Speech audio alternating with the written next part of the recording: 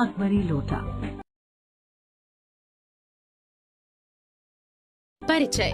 प्रस्तुत पाठ अकबरी लोटा हमारी पाठ्य पुस्तक वसंत भाग 3 से लिया गया है। इसके लेखक अन्नपूर्णानंद वर्मा है।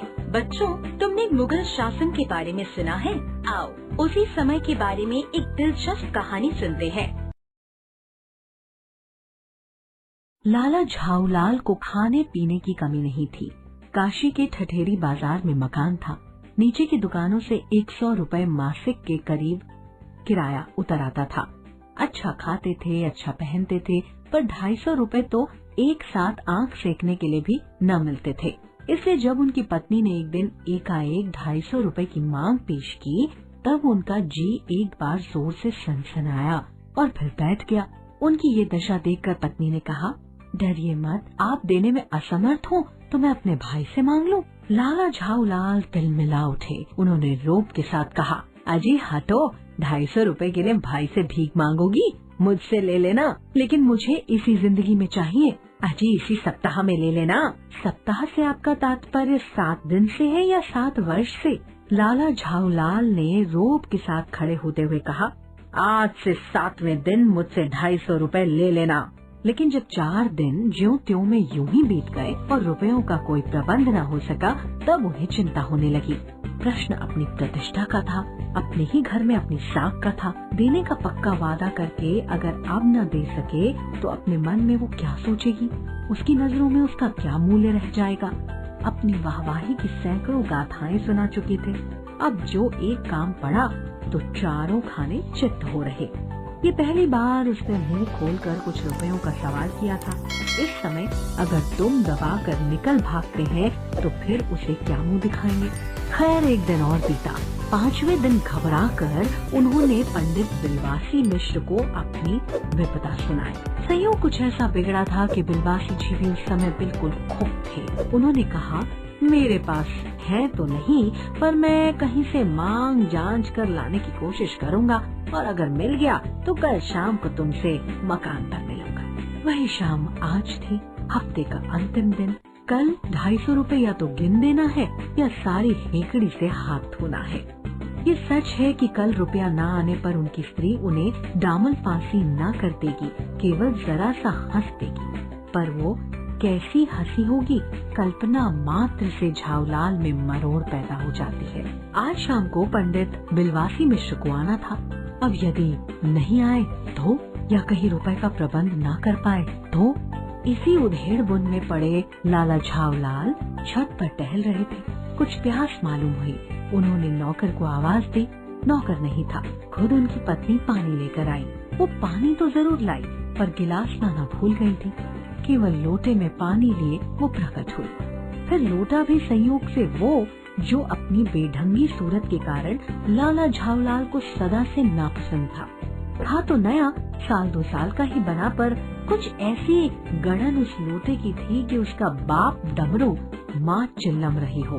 लाला ने लोटा ले लिया, बोले कुछ नहीं। अपनी पत्नी का अदब मानते थे, मानना ही चाहिए, इसी को सभ्यता भी कहते हैं। जो पति अपनी पत्नी का न हुआ वो पति ही कैसा। फिर उन्होंने ये भी सोचा कि लोटे में पानी दे तब भी गनीमत है। अभी अगर चूं कर देता हूँ तो बाल्टी में भोजन मिलेगा, तब क्या करना बाकी रह जाएगा। लाला अपना गुस्सा पीकर पानी पीने लगे। उस समय वो छत की मुंडेर के पास ही खड़े थे। जिन बुजुर्गों ने पानी पीने के संबंध में ये नियम बनाए थे कि खड़े खड़े पानी न पियो, सोते समय पानी न पियो, दौड़ने के बाद पानी न पियो, उन्होंने पता नहीं कभी ये भी नियम बनाया या नहीं कि छत की मुंडेर के पास खड़े होकर पानी ना पियो। जान पड़ता है कि इस महत्वपूर्ण विषय पर उन लोगों ने कुछ नहीं कहा है। लाला झाऊलाल मुश्किल से 2 घूंट पी ही पाए होंगे कि न जाने कैसे उनका हाथ हिल उठा और लोटा छूट गया। लोटे ने दाएं देखा न बाएं, वो नीचे गली की ओर चल पड़ा। अपने वेग में उल्का को लजाता हुआ वो आँखों से ओझल हो गया। किसी जमाने में न्यूटन नाम के किसी खुराफाती ने पृथ्वी के आकर्षण शक्ति नाम की एक चीज इजाद की थी। कहना ना होगा कि ये सारी शक्ति उस समय लोटे के पक्ष में थी। लाला को काटो तो बदन में खून नहीं, ऐसी चलती हुई गली में ऊंचे तिमंजिले से भरे हुए लोटे का गिरना हंसी खेल नहीं, ये लोटा न जाने किस अनाधिकारी के झोंपड़े पर काशीवास का संदेश लेकर पहुंचेगा। कुछ हुआ भी ऐसा ही। गली में जोर का हल्का उठा। लाला झावलाल जब तब दौड़कर नीचे उतरे, तब तक एक भारी भीड़ उनके आंगन में घुस आई। लाला झावलाल ने देखा कि इस भीड़ में प्रधान पात्र एक अंग्रेज है जो नखशिक से भीगा हुआ है और जो अपने एक पैर को हाथ से सहलाता हुआ दूसरे पैर पर नाच रहा है। उसी के पास अपराधी लोटे को भी देखकर लाला झावलाल जी ने फौरन 2 और 2 जोड़कर स्थिति को समझ लिया। गिरने के पूर्व लोटा एक दुकान के साइबान से टकराया। वहाँ टकराकर उस दुकान पर खड़े उस अंग्रेज को उसने सांगो पांग स्नान कराया और फिर उसी के बूट पर आ गिरा। उस अंग्रेज को जब मालूम हुआ कि लाला झावलाल ही उस लोटे के मालिक हैं, तब उसने केवल एक काम किया, अपने मुंह को खोलकर खुला छोड़ दिया। लाला झावलाल को आज ही ये मालूम हुआ कि अंग्रेजी भाषा में गालियों का ऐसा प्रकांड कोश है। इसी समय पंडित बिलवासी मिश्र भीड़ को चीरते हुए आंगन में आते दिखाई पड़े। उन्होंने आते ही पहला काम ये किया कि उस अंग्रेज को छोड़कर और जितने आदमी आंगन में घुस आए थे सबको बाहर निकाल दिया। फिर आंगन में कुर्सी रखकर उन्होंने साहब से कहा, आपके पैर में शायद कुछ चोट आ गई है, अब आप आराम से कुर्सी पर बैठ जाइए। साहब बिलवासी जी को धन्यवाद देते हुए बैठ गए और लाला झावलाल की ओर इशारा करके बोले, आप इस शख्स को जानते हैं? बिल्कुल नहीं, और मैं ऐसे आदमी को जानना भी नहीं चाहता जो मेरे ही राह चलतों पर लोटे के वार करे। मेरी समझ में he is a dangerous lunatic, यानी वो खतरनाक पागल है। नहीं, मेरी समझ में he is a dangerous criminal. नहीं, ये खतरनाक मुजरिम है। परमात्मा ने लाला झावलाल की आंखों को इस समय कहीं देखने के साथ खाने की भी शक्ति दे दी होती तो ये निश्चय है कि अब तक बिलवासी जी को वो अपनी आंखों से खा चुके होते। वो कुछ समझ ही नहीं पाते थे कि बिलवासी जी को इस समय क्या हो गया है। साहब ने बिलवासी जी से पूछा, तो क्या करना चाहिए? पुलिस में इस मामले की रिपोर्ट कर दीजिए, जिससे ये आदमी फौरन हिरासत में ले लिया जाए। पुलिस स्टेशन कहाँ है? पास ही है, चलिए मैं बताऊं। ठीक है, चलिए। अभी चला। आपकी इजाजत हो तो पहले मैं इस लोटे को इस आदमी से खरीद लूं। क्यों जी, बेचोगे? मैं 50 रुपए तक इसके दाम दे सकता हूँ। लाला झावलाल तो चुप रहे, पर साहब ने पूछा, इस रद्दी लोटे के आप 50 रुपए क्यों दे रहे हैं? आप इस लोटे को रद्दी बताते हैं? आश्चर्य है, मैं तो आपको एक विज्ञ और सुशिक्षित आदमी समझता था। आखिर बात क्या है, कुछ बताइए भी। जनाब, ये एक ऐतिहासिक लोटा जान पड़ता है। जान क्या पड़ता है, मुझे पूरा विश्वास है ये वो प्रसिद्ध अकबरी लोटा है जिसकी तलाश में संसार भर के म्यूजियम परेशान है। ये बात? जी जनाब, 16वीं शताब्दी की बात है। बादशाह हुमायूं शेरशाह से हार कर भागा था और सिंध के रेगिस्तान में मारा मारा फिर रहा था। एक अफसर पर प्यास से उसकी जान निकल रही थी। उस समय ब्राह्मण ने इसी लोटे से पानी पिलाकर उसकी जान बचाई थी। हुमायूं के बाद अकबर ने उस ब्राह्मण का पता लगाकर उससे इस लोटे को ले लिया और इसके बदले में उसे इसी प्रकार के 10 सोने के लोटे प्रदान किए। ये लोटा सम्राट अकबर को बहुत प्यारा था, इसी से इसका नाम अकबरी लोटा पड़ा। वो बराबर इसी से वजू करता था। सन 57 तक इसके शाही घराने में रहने का पता है, पर इसके बाद ये लापता हो गया। कलकत्ता के म्यूजियम में इसका प्लास्टर का मॉडल रखा हुआ है। पता नहीं ये लोटा इस आदमी के पास कैसे आया। म्यूजियम वालों को पता चले तो फैंसी दाम देकर खरीद ले जाएं। इस विवरण को सुनते सुनते साहब की आंखों पर लोभ और आश्चर्य का ऐसा प्रभाव पड़ा कि वो कौड़ी के आकार से बढ़कर पकौड़ी के आकार की हो गई। उसने बिलवासी जी से पूछा, तो आप इस लोटे का क्या करिएगा? मुझे पुरानी और ऐतिहासिक चीजों के संग्रह का शौक है। अरे मुझे भी पुरानी ऐतिहासिक चीजों के संग्रह का शौक है। जिस समय ये लोटा मेरे ऊपर गिरा था उस समय मैं यही कर रहा था। उस दुकान से पीतल की कुछ पुरानी मूर्तियाँ खरीद रहा था। जो कुछ हो, लोटा मैं ही खरीदूंगा। वाह, आप कैसे खरीदेंगे? मैं खरीदूंगा, ये मेरा हक है। हक है? जरूर हक है। ये बताइए कि उस लोटे के पानी से आपने स्नान किया या मैंने? आपने? वो आपके पैरों पर गिरा या मेरे? आपके। अंगूठा उसने आपका भुरता किया या मेरा? आपका, इसलिए उसे खरीदने का हक भी मेरा है। ये सब बकवास है, दाम लगाइए, जो अधिक दे वो ले जाए। ठीक है, यही सही। आप इसका 50 रुपया लगा रहे थे, मैं 100 देता हूँ। मैं 150 देता हूँ। अरे मैं 200 देता हूँ। अजी मैं 250 देता हूँ। ये कहकर बिलवासी ने 250 के नोट लाला झाऊलाल के आगे फेंक दिए। साहब को भी ताव आ गया। उसने कहा, आप 250 देते हैं तो मैं 500 देता हूँ, अब चलिए। बिलवासी जी अफसोस के साथ अपने रुपए उठाने लगे, मानो अपनी आशाओं की लाश उठा रहे हों।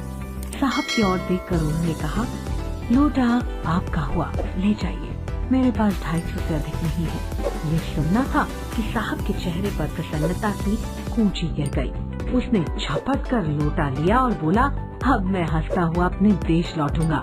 मेजर डगलस की टींग सुनते सुनते मेरे कान पक गए थे। मेजर डगलस कौन है? मेजर डगलस मेरे पड़ोसी हैं। पुरानी चीजों के संग्रह करने में मेरी उनकी होड़ लगती है। गत वर्ष वो हिंदुस्तान आए थे और यहाँ से जहांगीरी अंडा ले गए थे। जहांगीरी अंडा? हाँ, जहांगीरी अंडा। मेजर डगलस ने समझ रखा था कि हिंदुस्तान से वो अच्छी चीजें ले सकते हैं। पर जहांगीरी अंडा है क्या?